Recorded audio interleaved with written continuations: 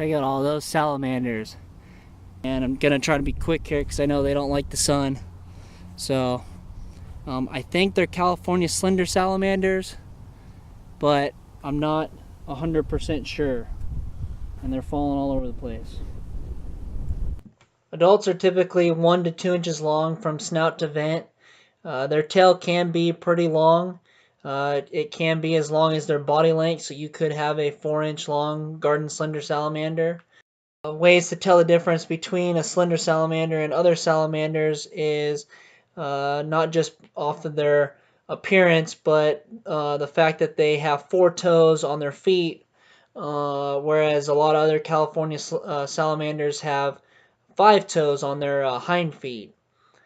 Now, most salamanders are going to be active on rainy days and nights when temps are moderate.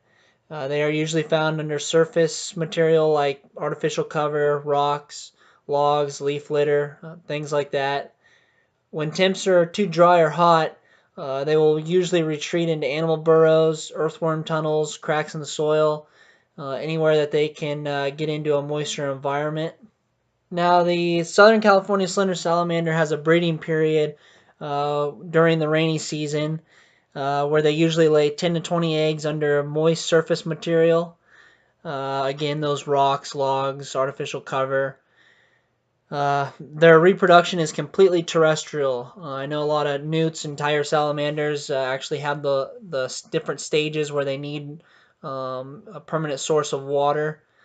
But these Southern California slender salamanders are like a lot of the other salamanders that, like I said, their reproduction is terrestrial. The last area here is that there's not a lot known about the feeding behavior, but a lot of people think that the salamanders feed primarily on small arthropods and other small invertebrates by using a projectile tongue. So this is the garden slender salamander.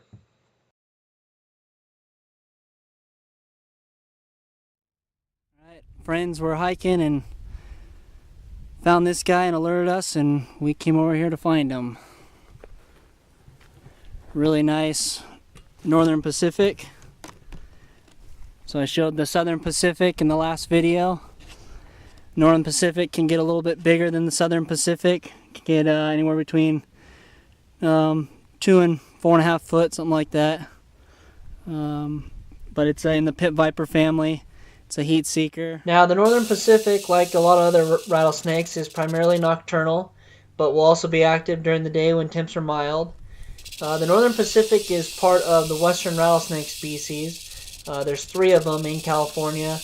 The Great Basin rattlesnake, the southern Pacific, and the northern Pacific. So I found the southern Pacific and the northern Pacific and need just the Great Basin rattlesnake to complete the western rattlesnake species. Now, just like the southern Pacific, the northerns will eat lizards, small mammals like mice, rats, rabbits, squirrels. Will also prey upon birds and snakes.